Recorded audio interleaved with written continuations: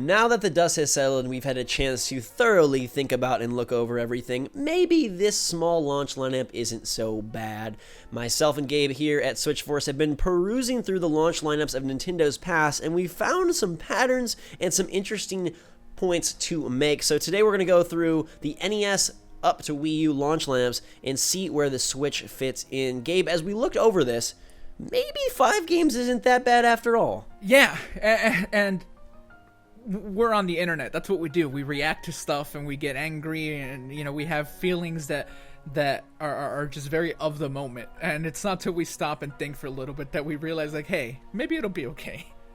Right, and I think if you take time to do some of the research here, you'll see that this was probably a very calculated move, and it was a calculated move to guarantee sales for third parties. Because if we start with the Wii U launch lineup here, and we'll throw these lists on the screen for you, there were like 30 games. It's more than 30 games, yes.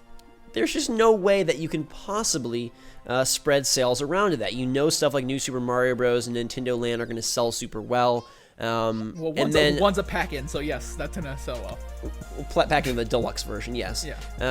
And then a lot of ports, things like Assassin's Creed 3, Batman Arkham City, Mass Effect 3, and then a lot of I don't know what you want to say, almost like shovelware type things. Sing Party, Tank, Wipeout 3, Your Shape, Zombie U, an original IP, a new game that unfortunately didn't get any of the attention it deserved because of the just plethora of launch titles. You go to Walmart, you go to Target, you go to GameStop. There's just way too much to buy here on the Wii U launch lineup. Do you remember what games you bought for the Wii U launch?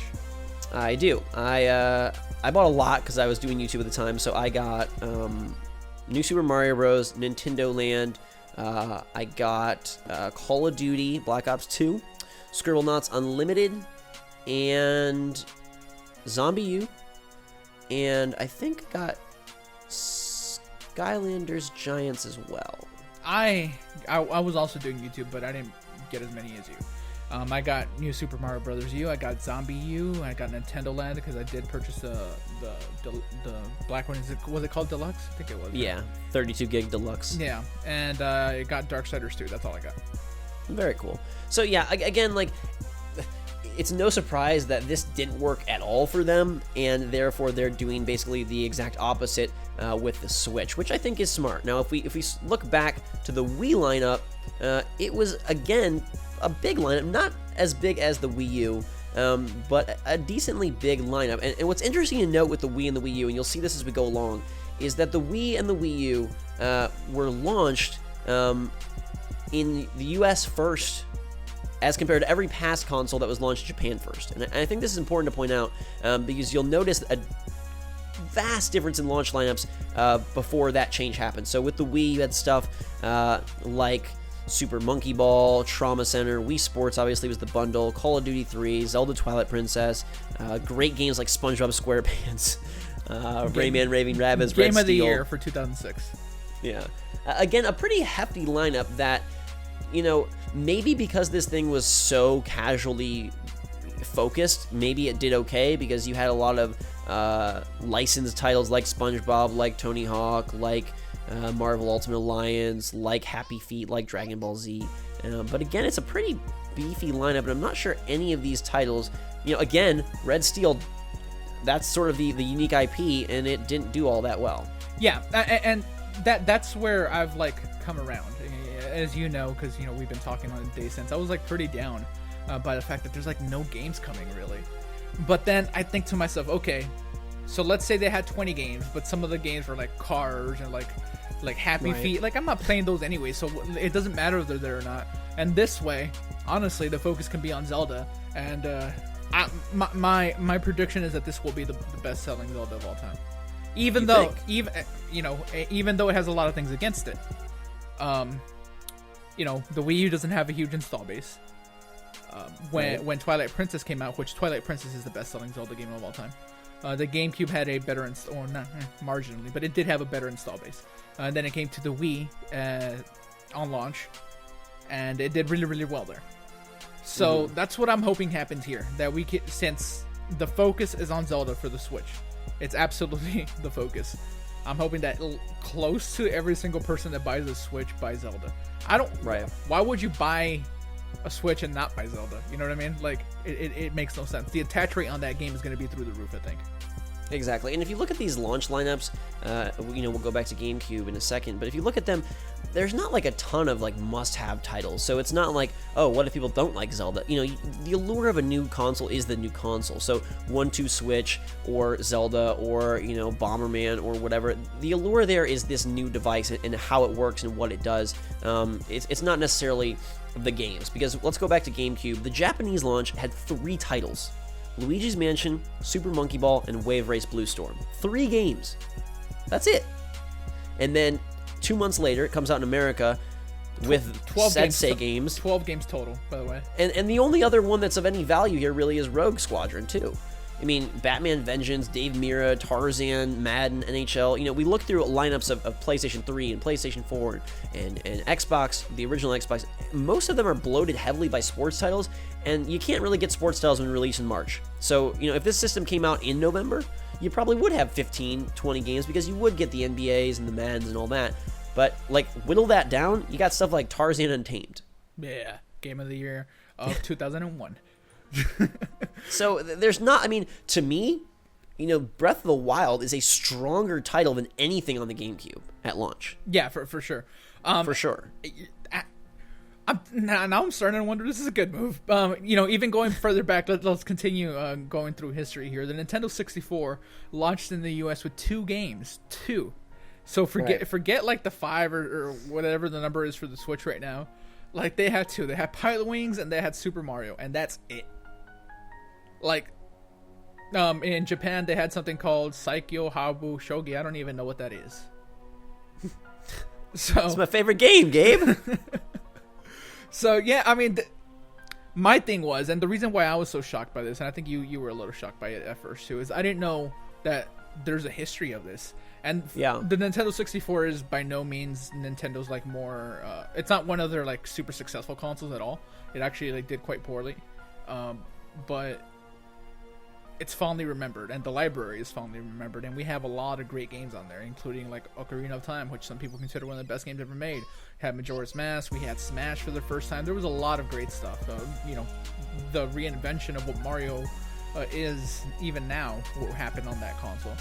Right, and you have a guarantee of good things coming out throughout the year. And, placing Mario Kart and Splatoon and Mario Odyssey, it guarantees a very strong, at least first-party lineup for the system. You look at Wii, and Mario Galaxy didn't come out for a year and a half. Yeah. You look at some other stuff, or a year, I guess.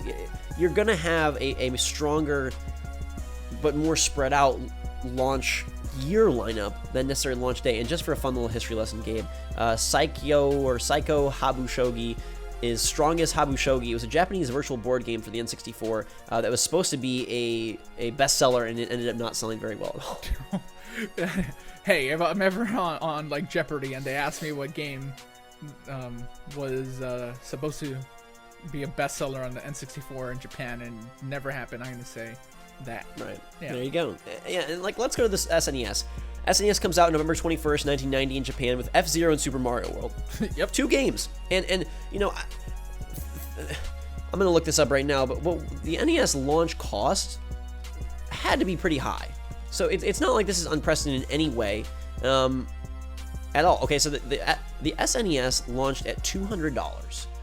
Which, so when you adjust for inflation, is way more than $299. In 1991. Yeah. Okay, while you do that, let me read off the launch titles for the SNES in America. We had F-Zero, we had Gradius 3, we had Pilot Wings, we had SimCity, and we had Super Mario World. That was everything that launched for the Super Nintendo in America. Again, Japan only had F-Zero and Super Mario World, so...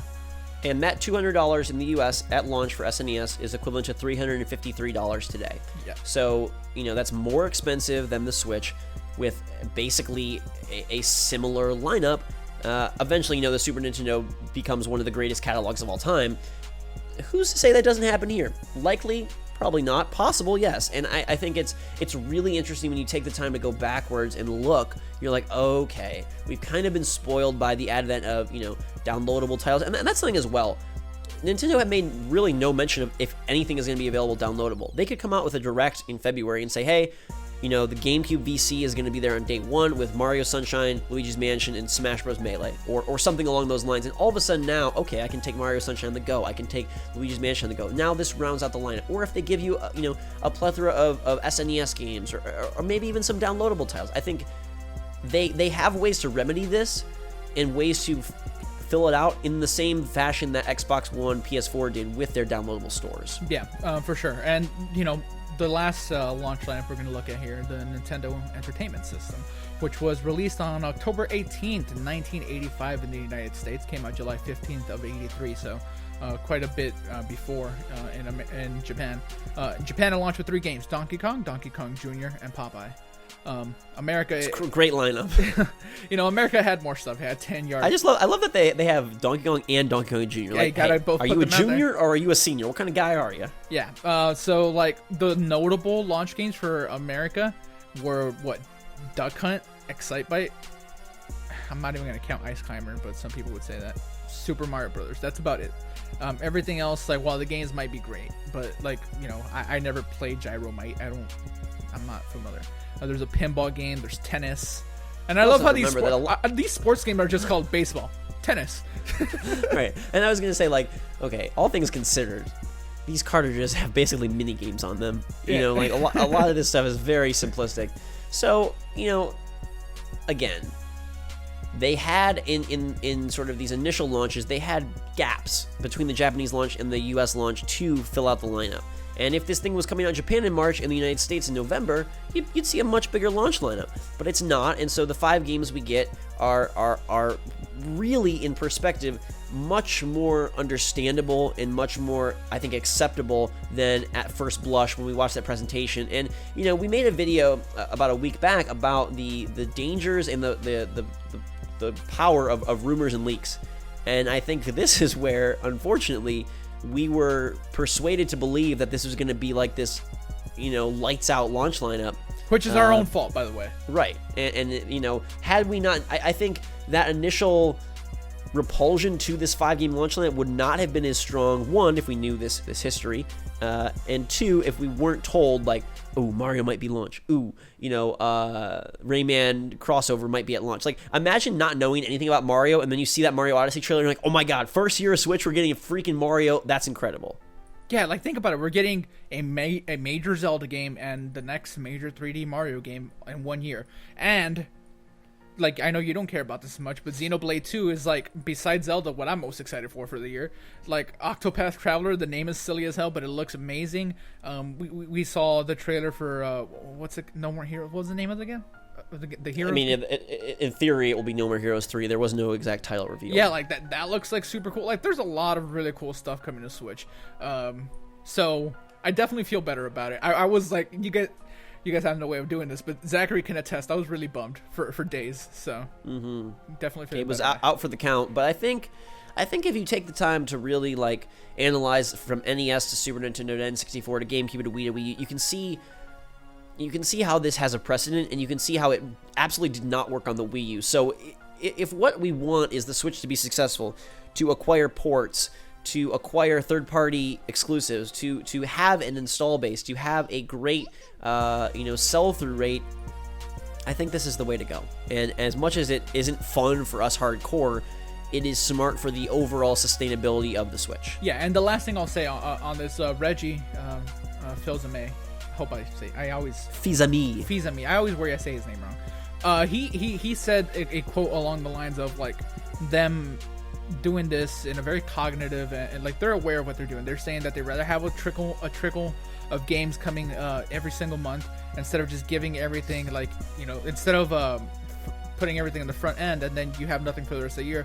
They said that they're just gonna make sure that there's something coming at least every month, every other month, so some cool major stuff. So I've come to terms with it. I think it's gonna be good. I'm glad we get to play it soon. 45 days is was what, yesterday, so what, 44 days now till we can like get our hands on this thing. It's amazing. I mean, you get to play it in a week and a half. Well, yeah, I do get to play it in a week and a half, but I mean for like everyone else. Yeah, and I think, like, again, the proof is in the pudding. The system itself, the idea is well executed. It is a well-built system, and so if you have patience and have trust, the games will come.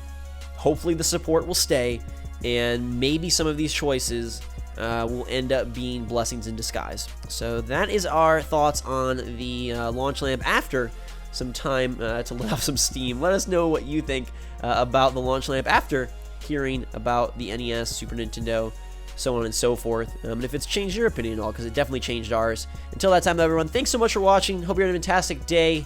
For myself and Gabe, Switch Force out.